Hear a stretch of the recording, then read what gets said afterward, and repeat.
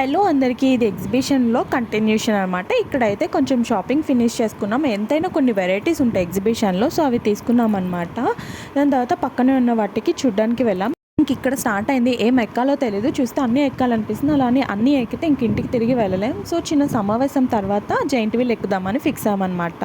నాకన్నా ముందు మా పాప ఇది ఫిక్స్ అయింది. ఇంక దీన్ని ఎక్కించాం. ఎక్కించిన పాపానికి అది ఒక 2 మినిట్స్ కూడా లేదనమాట. ఇంకా మేమైతే జైంట్ వీల్ ఎక్కేసాము. సో ఎక్కడమైతే ఎక్కేసాక కానీ స్టార్ట్ అయ్యాక నా భయం చూడాలి. ఇలాంటి టైంలో మా చెల్లి వీడియో తీస్తూ ఒక మాట అనేది వినండి.